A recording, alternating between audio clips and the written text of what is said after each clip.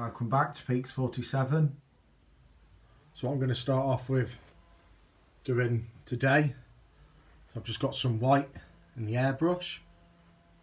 I'm just going to start whiting up this ballast just to try and get it to match the wagons a bit better. These are actually two different types of ballast. This is a limestone one that I ordered after I put this stuff in.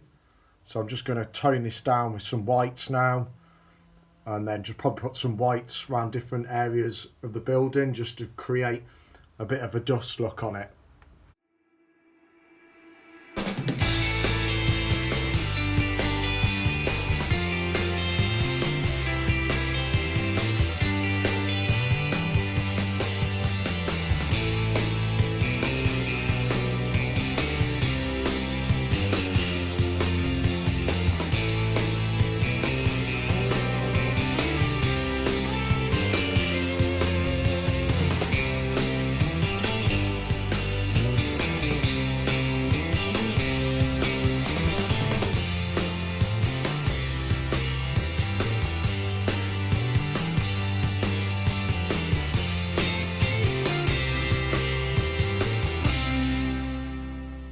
So I was intending on backfilling this gap once this was left in permanently, but I decided I quite like the gap as if it was where it was being excavated before they put the crushing plant in. So what I'm actually going to do is scratch build a little fence going around it, and I'm probably going to use the same method I did doing the trackside fencing, if that's a video that you haven't looked at yet. So scratch building trackside fencing.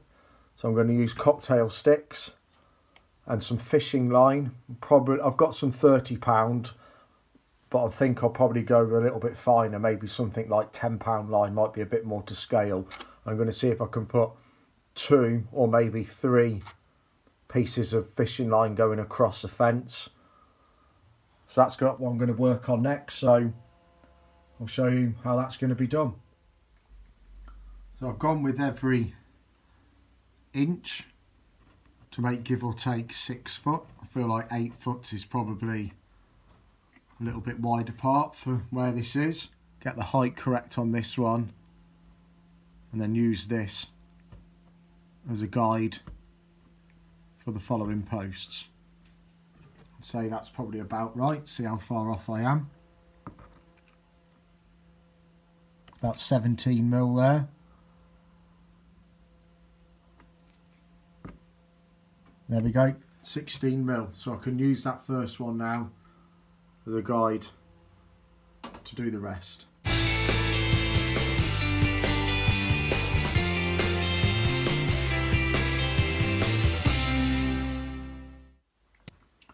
So I've got some fishing line here that I'm going to use the cross section. I think this is about £10 line from what I can remember. I haven't fished for many years. It's probably about 1 mil thick, so it's probably pretty good for scale. So I'm going to tie it on one end, and then with dabs of super glue keep the tension, perhaps weave it around this corner where I have to, and run it all the way down. I'm going to have a go at trying to put 3 on, so we'll see how we get on with that. So I'm going to tie it as you would a normal fishing hook, so create a hoop, and then with your end you would go through here 6 or 7 times. I think twice is enough for modelling purposes, and then this second loop here, feed that through, pull it tight,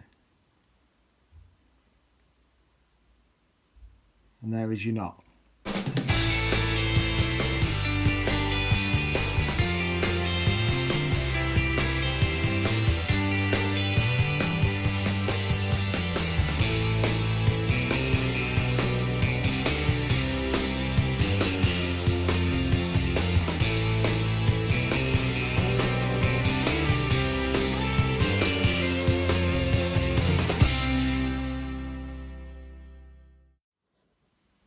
tie the first one, and I don't glue it on the next post until I've got them all on, and then you can just push them down and then dab a bit of glue on so you can get them at the height that you want. And then on the final end, wrap it around the last post, then wrap it around a drawing pin, put the drawing pin into your board or whatever, and then just dabs of glue, leave that to dry, repeat that process another 2 times, adjust the height, and then it's ready for its paint job.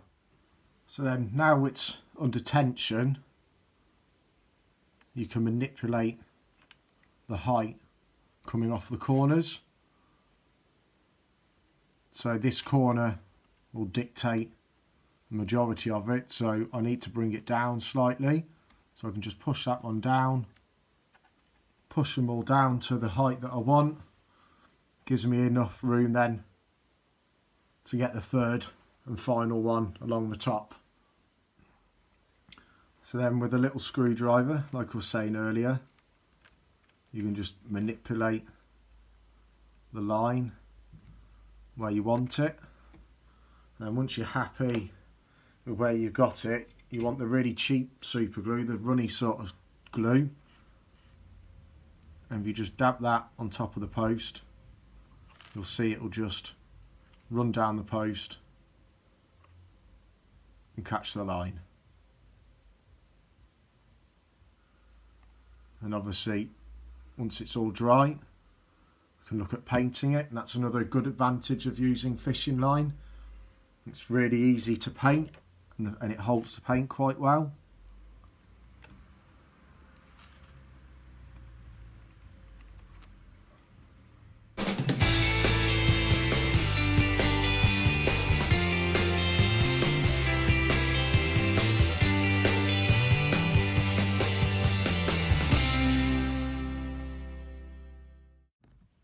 So I've used a combination of Revel Matte 82 and a Humbrol Matte 106. I've mixed them together about half and half, and then thinned it down with the thinners, gave that a wash, and then I finished off with some black weathering powder on the posts, and I've just started the first coat of rust on the fishing line. I think I might add a little bit of silver to it, or perhaps some grey, just so it's not quite as rusted. So what I'm actually going to use on the fishing line is the concrete dust weathering powder. Just try and take the bright orange out of it.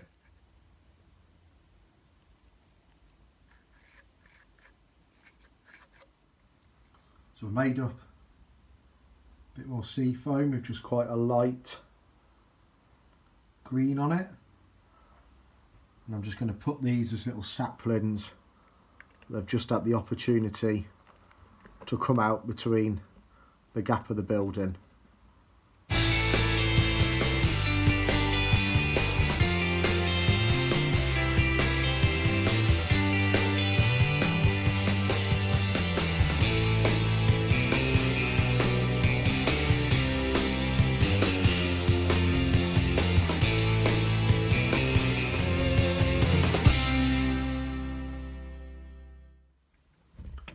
I'm just doing a bit of ballasting in this area.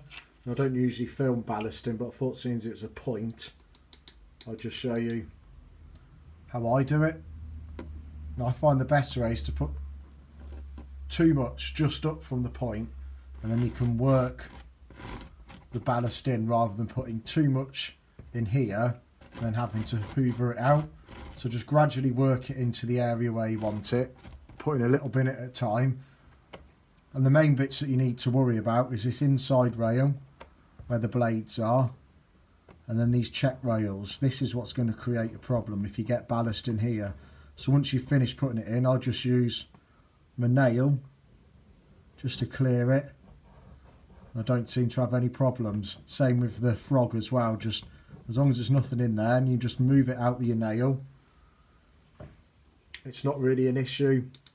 And no more complicated than just a normal piece of track. So just just a minimal amount. It's better to not have enough and have to put a bit more in. Work it round as normal. And this is what would cause you a problem if I'd left these little bits of ballast here. So just with the edge of your thumb, if you just keep all these check rails clear and these blade bits clear and the mechanical bits in the bottom, just check that your point works before you glue it down, then you shouldn't have a problem at all. And the same with this centre bit, just put the bare minimum in there. Spread that round with your finger, and then with your nail get it off the inside of the edges of the blade. Tease it back towards the springs. Dead easy.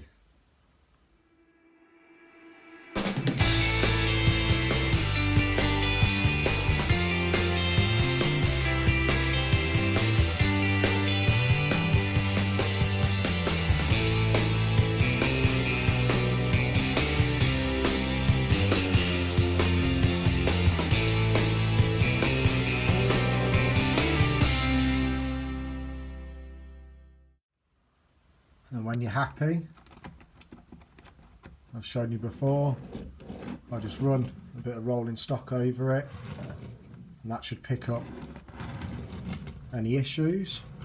There's a little bit catching there, that's just that tiny bit there on that edge of that rail.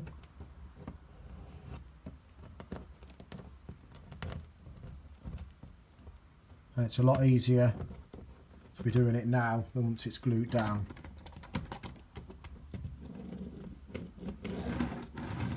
There we go. Same on the other point.